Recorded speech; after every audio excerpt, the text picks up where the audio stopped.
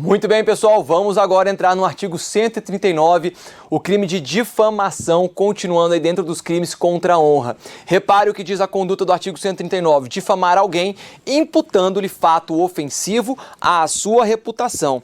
O que eu quero chamar a atenção em relação ao crime de difamação é que não há, dentro da conduta do artigo 139, o termo falso. Não diz aqui difamar alguém imputando-lhe um fato falso ofensivo à sua reputação. Não. Reparem, portanto, que lá na calúnia, para que seja consumada a calúnia, quando eu imputo falsamente a alguém um fato definido como crime. Já na difamação, é simplesmente quando o agente imputa um fato ofensivo à sua reputação, ainda que seja um fato verdadeiro. E lembra que a gente falou sobre a exceção da verdade? É por isso que na difamação não...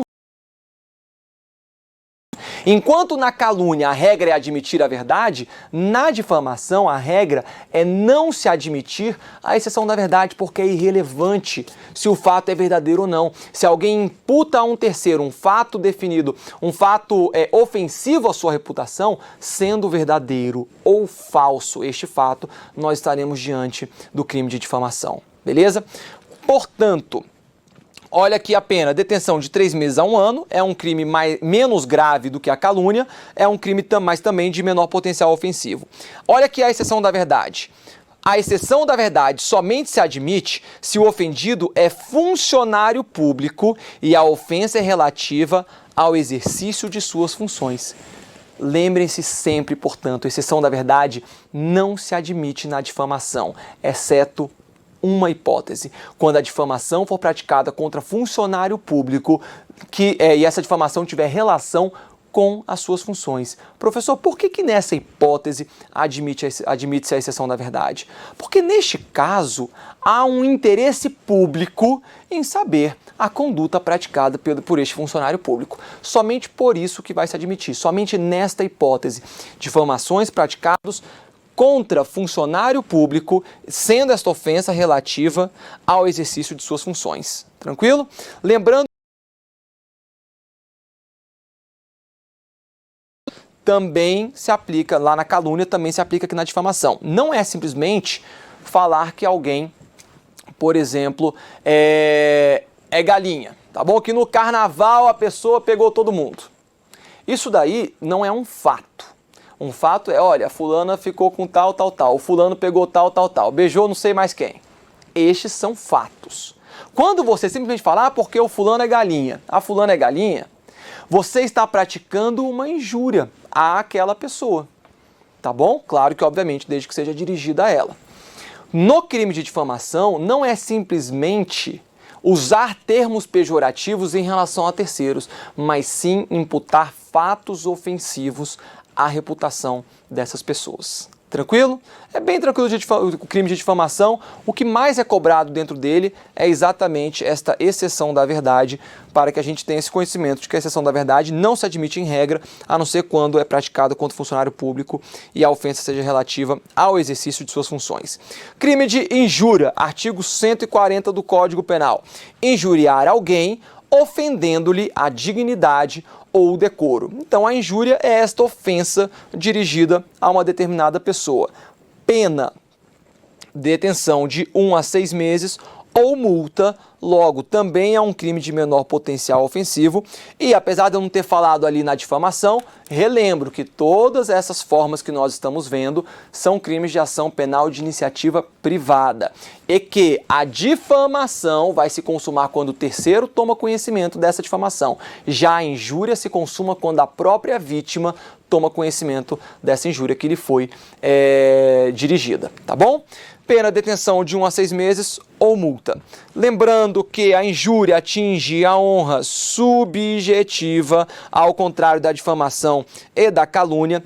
E reparem que, vamos fazer uma escala, olha aqui, a calúnia, regra, exceção da verdade. Tá bom? A difamação, um pouco mais abaixo aqui. Regra, não admissão da exceção da verdade. E aí você vem para a injúria, mais abaixo. Nunca admite a exceção da verdade. Beleza? Pegou isso daí? Se a regra é admitir a exceção da verdade na calúnia, quer dizer que tem exceções em que não se admite a exceção da verdade. Se a regra é não admitir a exceção da verdade na difamação, quer dizer que tem pelo menos uma hipótese, exatamente é uma hipótese que nós temos em que se admite a exceção da verdade. Já na injúria não há exceções. Nunca admite a exceção da verdade. Por quê? Fulano pratica uma injúria contra fulana. Fulana, você é idiota. Demonstrar que a pessoa é idiota? E independente ainda que seja, ele atingiu a honra subjetiva dessa pessoa e não lhe dá direito, a lei não lhe dá direito de atingir a honra subjetiva alheia. Logo, ele vai responder por esse crime, ainda que ele tenha injuriado uma verdade. Tranquilo, pessoal? Muita atenção que a injúria nunca vai admitir a exceção da verdade. Parágrafo 1º. O juiz pode deixar de aplicar a pena da injúria. Inciso 1º, quando o ofendido de forma reprovável provocou diretamente a injúria. Vamos supor que o fulano ele venha a furar a fila, 20 carros, e aí vem aquele carro lá na frente e fura a fila. Claro que todo mundo vai praticar injúrias, mas reparem que a própria vítima provocou de maneira reprovável esta injúria. Neste caso, o juiz pode deixar de aplicar a pena. E o que significa juiz deixando de aplicar a pena? Significa aqui que haveria o perdão judicial, que é uma causa extintiva da punibilidade, previsto lá no artigo 107, inciso 9 do Código Penal. Outra hipótese que pode haver o perdão judicial, no caso de retorção imediata que consista em outra injúria. A gente pode chamar isso daqui de uma modalidade anômala de legítima defesa, tá bom? Uma forma anômala de legítima defesa. Por quê? A xinga B, B xinga A. Houve a retorção imediata, um xingando o outro. Nesse caso, o juiz pode deixar de aplicar a pena também em razão daquele que praticou a injúria primeiro. Porque aquele que praticou logo em seguida poderia até estar mesmo aqui em legítima defesa. Mas aquele que praticou em primeiro lugar a injúria, como sofreu ação imediata, uma injúria também foi praticada contra a sua pessoa, a sua honra subjetiva também foi atingida. Então acaba que o juiz pode deixar de aplicar a pena dos envolvidos. Muito bem, parágrafo 2º. Se a injúria consiste em violência ou vias de fato que, por sua natureza ou pelo meio empregado, se considerem aviltantes. Pessoal, muita atenção neste parágrafo 2º. Este parágrafo 2º, ele tem a denominação de injúria real, tá bom? É uma injúria que é praticada que consiste em violência ou vias de fato. Reparem que, por que, professor, que esta conduta não é a conduta de vias de fato ou de lesão corporal? Porque o dolo do agente não é lesionar. O dolo do agente é atingir a honra subjetiva da pessoa. Quer ver um exemplo clássico? Lá na escola, na faculdade, uma inimiga puxa o cabelo. Às vezes aquele puxão de cabelo nem machucou, mas ela quis humilhar aquela inimiga na frente do colégio. Você tem um desafeto e você vê esse desafeto agora andando em praça pública. Quando ele passa, você dá o totozinho na perna, a pessoa vem a cair e se machucar. Mas você fez isso não para que ela se machucasse. Você fez isso para humilhá-la em praça pública. Vamos ler de novo o parágrafo 2º? Reparem, se a injúria consiste em violência ou vias de fato que, por sua natureza ou pelo meio empregado, se considerem aviltantes, ou seja, a intenção do agente era atingir a honra subjetiva da vítima. E ele busca atingir a honra subjetiva da vítima por meio de violência ou de vias de fato. Qual que é a pena? Pena de detenção de 3 meses a 1 ano e multa, além da pena correspondente à violência. Reparem, qual que é a situação que nós temos aqui. Se por acaso esta injúria real for praticada mediante vias de fato, que não deixe lesões corporais, o agente vai responder simplesmente pela detenção de 3 meses a 1 ano e multa, ok? Estas vias de fato vão restar absorvidas, princípio da consunção, em face da injúria real. Entretanto, se esta injúria real tiver sido praticado com violência que tenha deixado lesões corporais na vítima, o agente vai responder pela injúria real, somada a pena a violência. Somado a pena da lesão corporal leve, lesão corporal grave, lesão corporal gravíssima, lesão corporal seguida de morte. Ok? Logo, nós temos aqui o concurso material obrigatório. A lei impõe que se somem as penas dessa injúria real com a violência praticada. Outro ponto importante.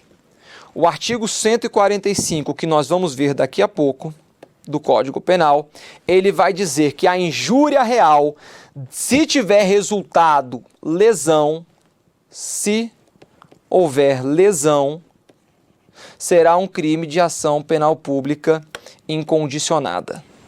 Ok? Se essa injúria real tiver provocado uma lesão corporal na vítima, vai se tratar de um crime de ação penal pública incondicionada. Entretanto, se a injúria real não tiver deixado uma lesão na vítima, vamos seguir a regra normal, sendo um crime de ação penal de iniciativa privada. Fechou? Parágrafo 3º. Importantíssimo parágrafo 3º, que vai ser chamado de injúria qualificada. É chamado também de injúria racial e é chamado também de injúria preconceituosa. Olha o que diz o parágrafo 3º. Se a injúria consiste na utilização de elementos referentes à raça, cor, etnia, religião, origem ou a condição de pessoa idosa ou portadora de deficiência, a pena é de reclusão de 1 a 3 anos e multa. Reparem que a pena é bem... A pena máxima agora é de 3 anos. E se a pena máxima ultrapassa 2 anos, nós não temos mais um crime de menor potencial ofensivo. Reparem que as outras formas de injúria, difamação e calúnia são crimes de menor potencial ofensivo. Mas quando a gente vem para a injúria qualificada, para a injúria preconceituosa, injúria racial, trata-se de um crime de médio potencial ofensivo. Não se aplicam mais as disposições despenalizadoras da Lei 9.099, à exceção, é claro, da suspensão condicional do processo, uma vez que a pena mínima é de 1 ano, tá bom? Como a pena mínima chega a 1 ano, é admissível aqui a suspensão condicional do processo. Muito bem. Entender a injúria racial, injúria preconceituosa, não tem muita dificuldade. É uma injúria em que o agente utiliza de determinados elementos previstos em lei. Raça, cor, etnia, religião, origem, condição de pessoa idosa ou deficiente. A grande polêmica que existe é a distinção entre a injúria real e os crimes de racismo. E aqui eu tenho que trazer alguns comentários para vocês, mas antes vamos ver essa tabela. Reparem que a injúria racial, aqui na primeira coluna, o bem jurídico protegido é a honra subjetiva, porque é um crime de injúria. Já o racismo tem como a dignidade da pessoa humana o bem jurídico protegido. Além disso, quem que é o sujeito passivo na injúria racial? É uma pessoa determinada, uma pessoa específica que sofreu a injúria. Já os crimes de racismo têm como sujeito passivo a coletividade.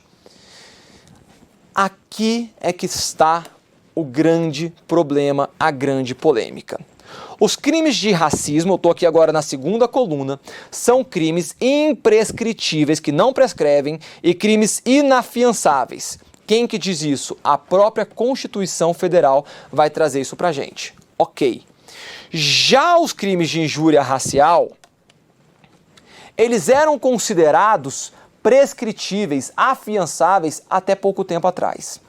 Veio o STJ no agravo regimental no RESP 686-965 do DF, bem como no agravo regimental no ERESP 734-236 do DF, e disse que a injúria racial nada mais é do que uma forma de crime de racismo.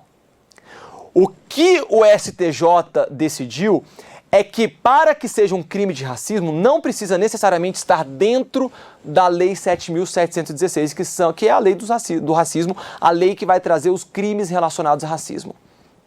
O STJ entendeu que é possível haver crimes de racismo previstos fora da Lei 716 e que, portanto, estes outros crimes de racismo, nós podemos aplicar o artigo 5º, inciso 42 da Constituição Federal.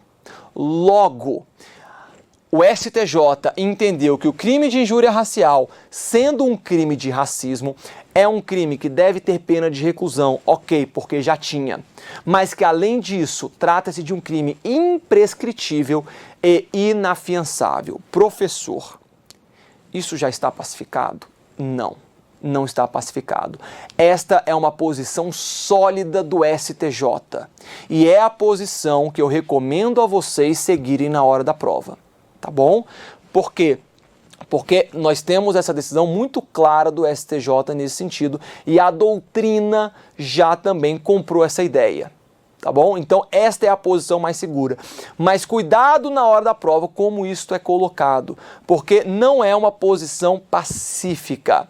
Para alguns doutrinadores, para algumas bancas menores e que entendo eu que não vão voltar a repetir este entendimento, mas entendiam até pouco tempo que a injúria racial era prescritível e afiançável. Tranquilo? De acordo, então, com o STJ, passa a ser inafiançável e seguro que vocês podem levar para a sua prova. Quais são as hipóteses em que pode acontecer a injúria racial?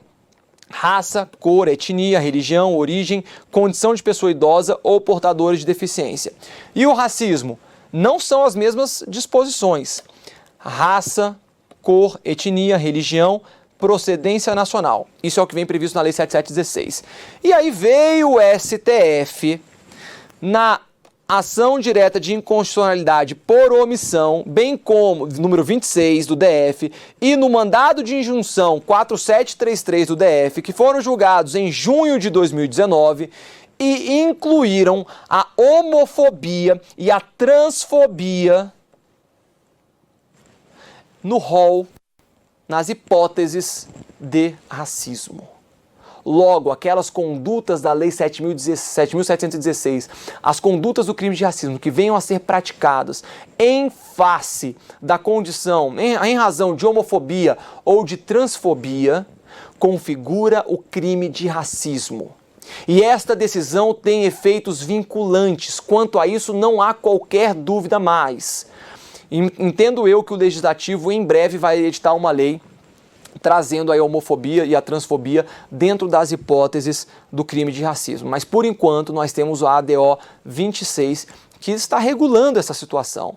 E o entendimento da sua prova é que, sim, a homotransfobia, tanto homofobia quanto transfobia, configuram, sim, uma das hipóteses da lei de racismo. A polêmica é a seguinte: o STF ele foi muito claro em incluir a homotransfobia dentro das hipóteses da Lei 7716. E aí, será que a gente pode incluir a homotransfobia nas hipóteses da injúria racial? Esta que é a grande polêmica. E acredito eu que as bancas de concurso público não vão cobrar isso em prova enquanto não houver um posicionamento mais pacífico, porque o STF não deixou isso claro. De qualquer maneira, minha sugestão para vocês, caso isso daqui venha eventualmente a ser cobrado em prova, meu entendimento é incluir a homotransfobia dentro das hipóteses de injúria racial. Por quê, professor? Exatamente porque a injúria racial foi considerada um crime de racismo. Tá bom? Então, se alguém pratica uma injúria homofóbica, transfóbica contra uma determinada pessoa, nós vamos ter aí sim a imposição do crime da injúria racial. Beleza, pessoal? Ou da injúria preconceituosa. Tranquilo? Este é um entendimento que alguns doutrinadores compartilham e que eu entendo ser o mais seguro para as provas de concurso público, principalmente aquelas que cobram posicionamentos jurisprudenciais. Tranquilo? Não é algo pacífico, quando vier a ser pacificado, esta aula aqui será imediatamente atualizada. E aí, por fim, qual que é a ação penal em cada uma dessas hipóteses? Reparem, para a injúria racial é um crime de ação penal pública condicionada à representação. A injúria racial não segue a regra da injúria de ser um crime de ação penal de iniciativa privada. A injúria racial é pública, condicionada à representação. E já o racismo, crime de ação penal pública incondicionada. Bem interessante esse quadro e essa tabela para que vocês possam fazer as diferenciações. Vamos agora entrar no artigo 141, porque o artigo 141, 142, 143, 144, 145 vão trazer disposições gerais que se aplicam em regra a todos os crimes contra a honra, tanto a calúnia quanto a difamação quanto a injúria, salvo algumas raras exceções que a gente vai ver aqui. Então olha só, o artigo 141. As penas combinadas neste capítulo aumentam-se de 1/3 se qualquer dos crimes é cometido, primeiro, contra o presidente da República ou contra chefe de governo estrangeiro. Então, se é praticado calúnia, difamação ou injúria contra qualquer uma dessas duas pessoas, aumento de pena 1/3. Contra funcionário público em razão de suas funções, injúria, difamação, calúnia praticada contra funcionário público em razão de suas funções, aumenta a pena também. Professor, é possível a injúria contra funcionário público? É. Mas, professor, não existe o crime de desacato? Existe. Como que a gente concilia o crime de desacato com o crime de injúria praticado contra funcionário público? A doutrina vai diferenciar da seguinte maneira, e é o que vocês vão levar para sua prova. O desacato é praticado na presença do funcionário público. É aquela ofensa praticada na presença do funcionário público. Já a injúria é aquela ofensa que não é praticada na presença do funcionário público. Ok? Então, a injúria contra funcionário público não pode ser praticado na sua presença, porque se fosse, seria o crime de desacato. Por exemplo, chega na frente de um policial e fala, você é safado. Isso é um crime de desacato. Chega agora para esse policial, escreve uma carta ou um e-mail falando, você é safado. Nesta hipótese, não está sendo esta ofensa na presença do funcionário público.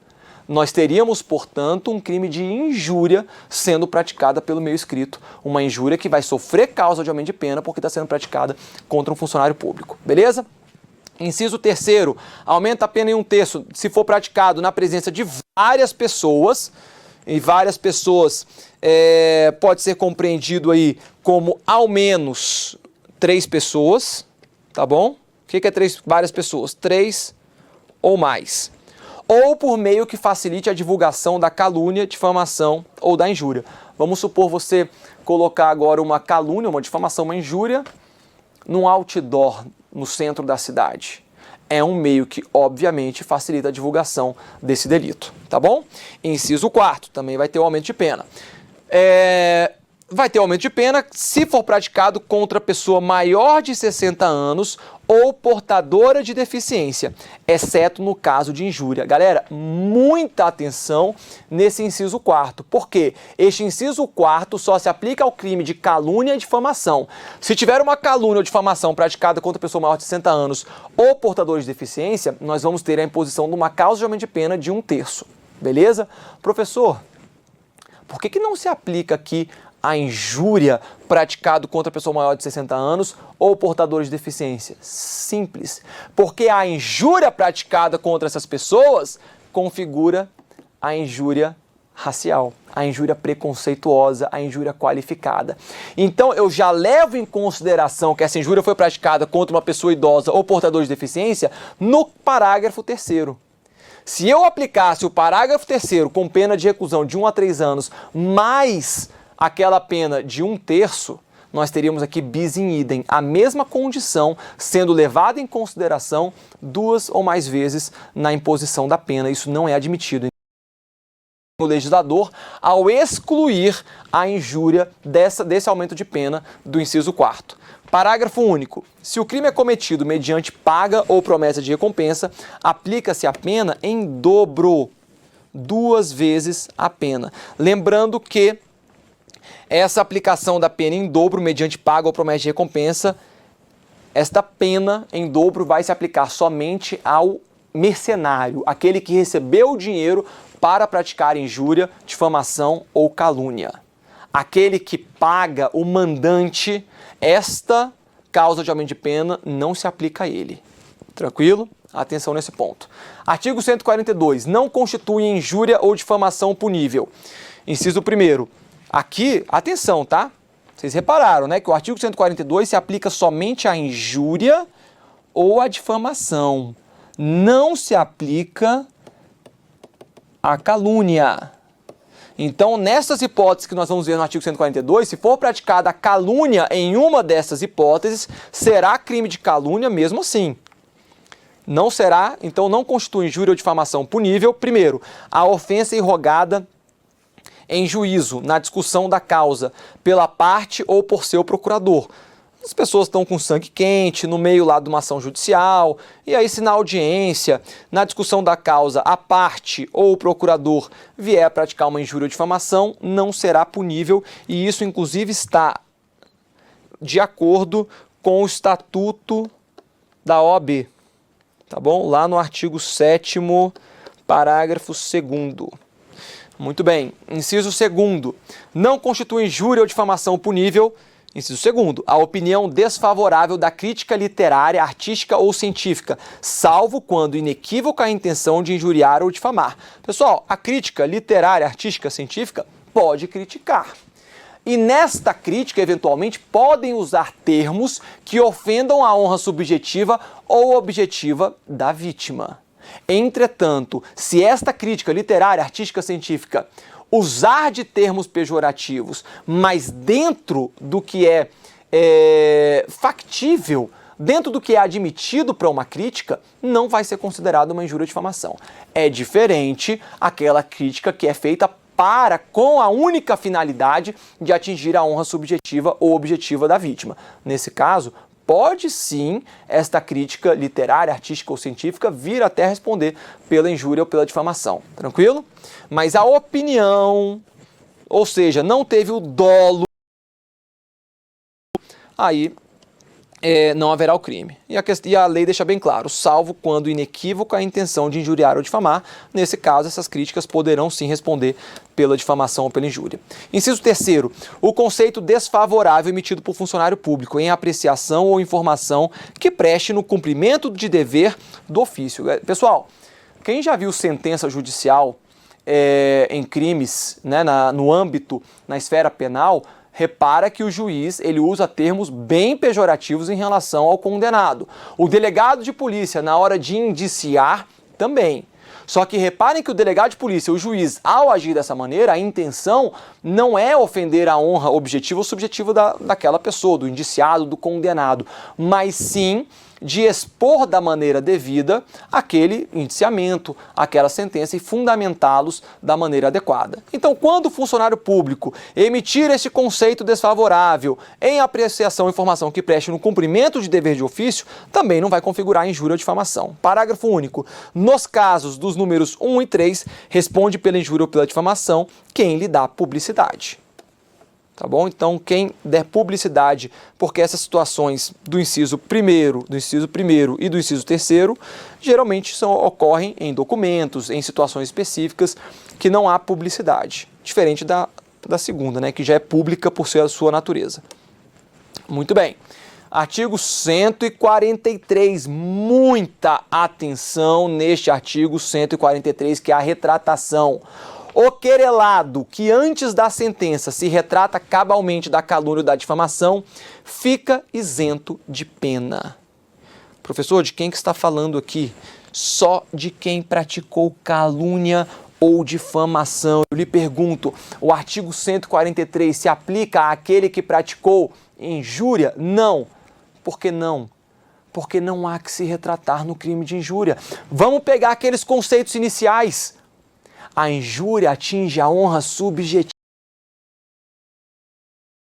Pratica a injúria contra a vítima e já atingiu a sua honra subjetiva, pessoal, não tem mais como voltar atrás, não.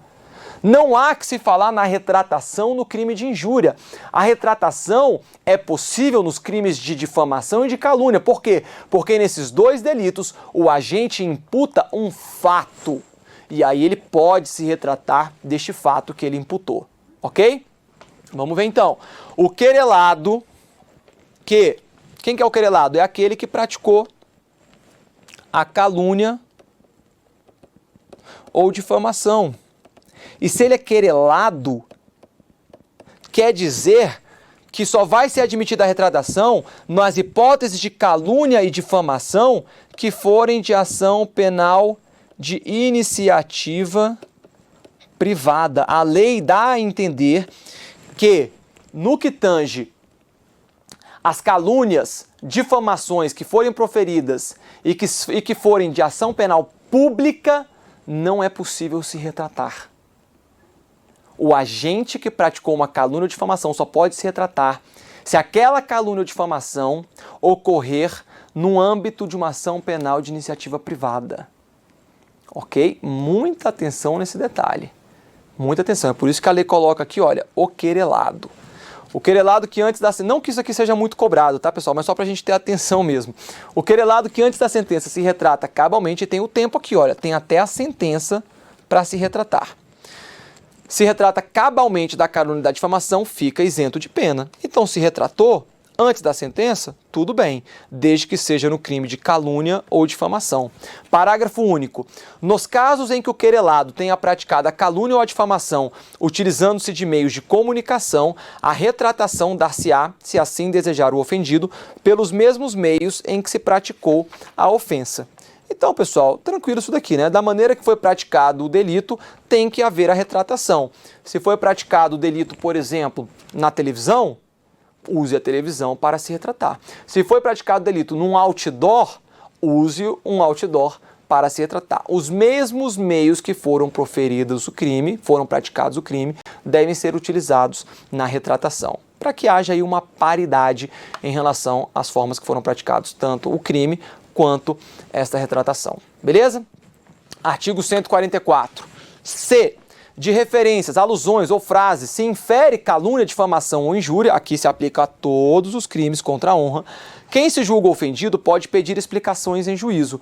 Aquele que se recusa a dá-los ou a critério do juiz não as dá satisfatórias, responde pela ofensa. Vamos supor que alguém tenha praticado uma calúnia, difamação ou injúria não explícita. Aquela coisa que você ficou intrigado. Parece que ela praticou uma injúria contra mim, parece que praticou uma calúnia contra mim, uma difamação, mas eu não tenho certeza, mas parece. Deixou a entender, deu aquela indireta. Você pode exigir que essa pessoa se explique em juízo. E aí, se ela se explicar de maneira insatisfatória, ela pode vir a responder por esse delito, desde que, obviamente, você ofereça a queixa-crime, tá bom? Mais uma vez, artigo 144. Se de referências, alusões ou frases se infere, se aduz com a calúnia, difamação e injúria, quem se julga ofendido pode pedir explicações em juízo. Aquele que se recusa a dá-las ou a critério do juiz não as dá satisfatórias, responde pela ofensa, mas responde desde que, obviamente, haja a queixa-crime pela vítima, pelo ofendido. Artigo 145. Nos crimes previstos neste capítulo, somente se procede mediante queixa, salvo quando, no caso do artigo 140, parágrafo 2º, da violência resulta lesão corporal. Parágrafo único. Procede-se mediante requisição do ministro da Justiça, no caso do inciso 1º do caput do artigo 141 deste Código, e mediante representação do ofendido, no caso do inciso 2º do mesmo artigo, bem como no caso do parágrafo 3º do artigo 140 deste Código. Quem entendeu, levanta a mão. Eu sei que ninguém vai levantar a mão.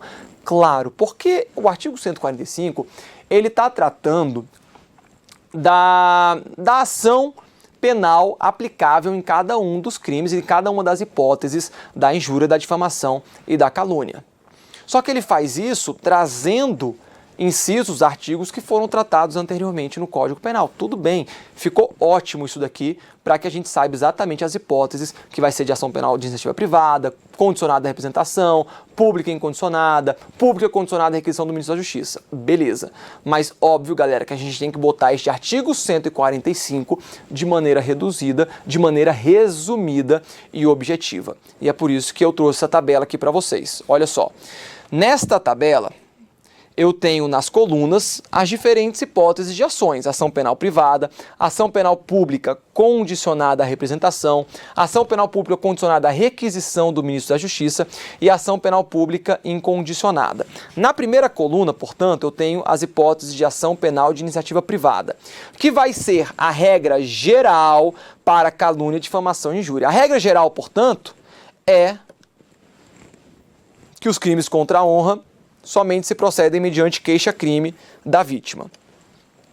Entretanto, eu tenho uma outra hipótese que vai dizer calúnia, difamação e injúria praticadas contra funcionário público em razão de suas funções. Então, se eu tenho crimes contra a honra praticado contra funcionário público em razão das suas funções, pode ser um crime de ação penal de iniciativa privada. Por que eu estou dizendo pode? Reparem a súmula 714 do STF, importantíssima súmula. É concorrente à legitimidade do ofendido. Quem que é? A vítima. Mediante queixa. Se é mediante queixa, ação penal de iniciativa privada e do Ministério Público condicionada à representação do ofendido. Se é do Ministério Público condicionada à representação do ofendido, eu tenho um crime de ação penal pública condicionada à representação. Então vem o STF e fala, olha, é concorrente. Pode ser tanto de um jeito quanto de outro. O quê?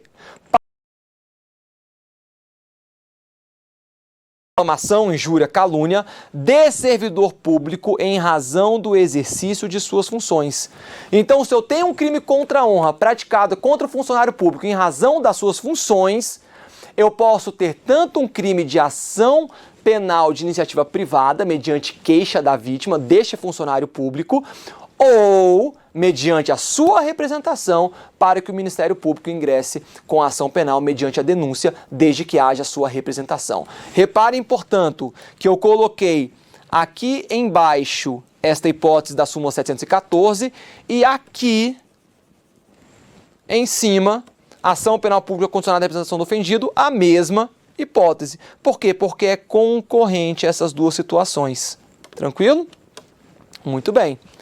Além disso, a injúria qualificada, injúria racial, injúria preconceituosa, é crime de ação penal pública condicionada à representação, como a gente já tinha falado.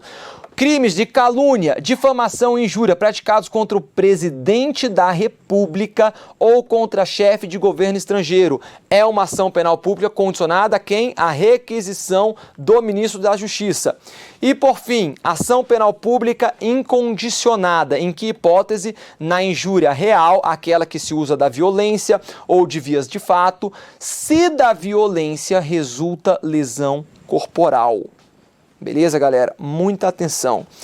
Portanto, se eu tenho uma injúria real que seja praticada sem lesão,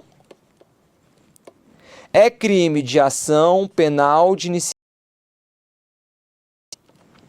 Se eu tenho a hipótese de lesão grave ou gravíssima,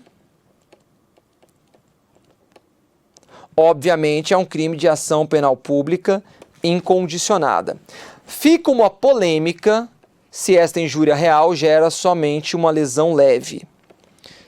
Se gerar uma lesão leve, aí tem uma polêmica. Para alguns, vai ser um crime de ação penal pública incondicionada, porque é isto que prevê o artigo 145, uma vez que não traz uma disposição contrária. Mas, para outros, para uma outra parte da doutrina, se esta injúria real gerar uma lesão corporal leve, nós vamos ter um crime de ação penal pública condicionada à representação. Por que, professor, que essa segunda doutrina entende desta maneira? Ela entende desta maneira em razão da Lei 9.099. Porque lá na Lei 9.099, como a gente já falou, Se por acaso for praticada uma lesão corporal contra a vítima, nós vamos ter um crime de ação penal pública condicionada à representação. Vem esta doutrina e fala, olha, se esta injúria real produz uma lesão leve na vítima, eu tenho que seguir aquela regra da Lei 9.099. Tranquilo? Então existe essa polêmica aqui, mas em regra, quando isso daqui é cobrado em prova, vai simplesmente indagar de você se a injúria real que deixe lesões trata-se de um crime de ação penal pública incondicionada, você vai marcar correto, tá bom? E se for uma injúria real que não deixe lesões, trata-se de um crime de ação penal de iniciativa privada. Vem comigo, pessoal! Com isso, a gente finaliza crimes contra a honra e no próximo bloco nós vamos fazer exercícios para fixar tudo aquilo que nós estudamos. Um grande abraço, até lá!